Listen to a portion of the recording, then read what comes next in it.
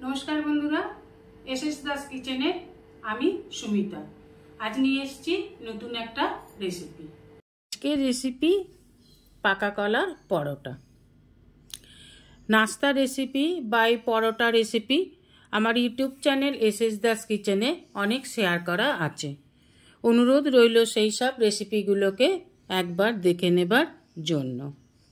आज निये एसेछि खुबই कम उपकरणे घरे थाका उपकरण दिएई बानिये निन पाका कलार परोटा। चलुन रेसिपिटा देखे नेওয়া যাক। रेसिपिटा स्किप ना करे धैर्य धरे सम्पूर्ण रेसिपिटा देखार अनुरोध रइल। एखाने आमी निये निয়েছি 4টে सिंगापुरी कला। আপনারা যে কোনো কলা দিয়েই বানাতে পারবেন, কাঁঠালি কলা দিলেও হবে, মর্তমান কলা দিলেও হবে, কিন্তু কলাটা পাকা হওয়া চাই। এবার কলাগুলোর খোসাটা ছাড়িয়ে নিয়ে কলাগুলো নিয়ে নেব। এখানে আমি 4টে কলাই ছাড়িয়ে নিয়ে নিচ্ছি। কলাগুলো খুবই পাকা হওয়া দরকার যাতে খুব সহজেই ম্যাশ করে নিতে পারেন। অনুরোধ রইল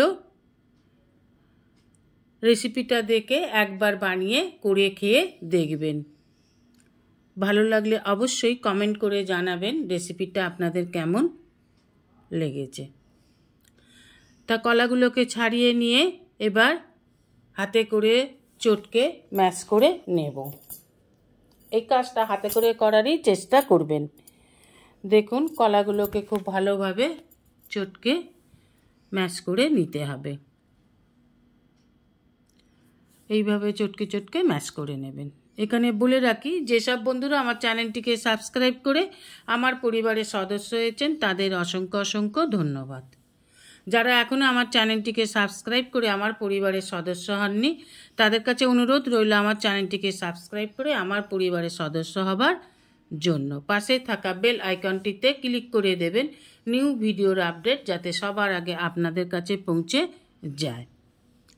এবার কলাটাকে ম্যাশ করে নিলাম, দিয়ে দিলাম এক বাটি আটা আর ময়দা মেশানো।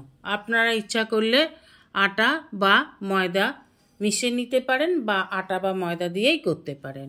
আমি প্রথমে নিয়ে নিলাম এক বাটি আটা আর এখন নেব একটু ময়দা, দিয়ে দিলাম 1 টিস্পুনেরও কম লবণ। এবার এইভাবে ময়দাটাকে কলার সাথে ভালোভাবে চটকে চটকে মেখে নিতে হবে। একটুও কিন্তু জল দেবেন না, কলার সাথেই মেখে নিতে হবে। এই রকম হবে ডোটা। এবার এই ডোটা থেকে আপনি রুটি করলে রুটি, লুচি করলে লুচির মতন লেচি কেটে নেবেন।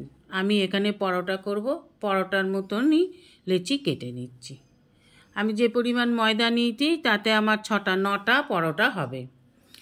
10 মিনিটের জন্য ঢাকা দিয়ে রেখেছিলাম। 10 মিনিট পর ফিরে এলাম। এবার একটা লেচি ভালো করে পাকিয়ে ময়দার গুঁড়োতে ভালো করে মাখিয়ে নিয়ে এবার বেলে নেব। রুটির মতন করে আমি বেলে নিচ্ছি। আপনারা ইচ্ছে করলে 3 কোনা পরোটার মতনও বেলে নিতে পারেন। আমি এখানে রুটির মতনই বেলে নিলাম। এইভাবে সবগুলোকে বেলে নেব। এবার ওভেনে একটা ফ্রাইং প্যান বসিয়ে দেব। বসিয়ে দিয়ে ফ্রাইং প্যানটা গরম হয়ে গেলে প্রথমে একটা বেলে রাখা রুটি দিয়ে দেব। রুটিটা একদিক হয়ে গেলে আর এক দিক উল্টে দেব। এইভাবে এটাকে প্রথমে রুটির মতন সেঁকে নেব। ভিডিওটা ভালো লাগলে আপনার বন্ধু বান্ধবের মাঝে শেয়ার করবেন যাতে আরও 5 জন দর্শক আমার ভিডিওটা দেখে আমার পরিবারের সদস্য হতে পারে। দেখুন এইভাবে রুটির মতন সেঁকেও কিন্তু আপনারা খেতে পারেন। দেখুন কি সুন্দর ফুলে উঠছে। দেখুন দুপাশ ভালো করে সেঁকে নিয়েছি। এইভাবে রুটির মতনও খেতে পারেন, কিন্তু আমি পরোটা করব তাই তেল দিয়ে দিলাম। দেখুন মুচমুচে লাল করে পরোটা ভেজে তুলে নেব। প্রত্যেকটা পরোটা কিন্তু ফুলে, দেখুন কি সুন্দর ফুলে উঠেছে।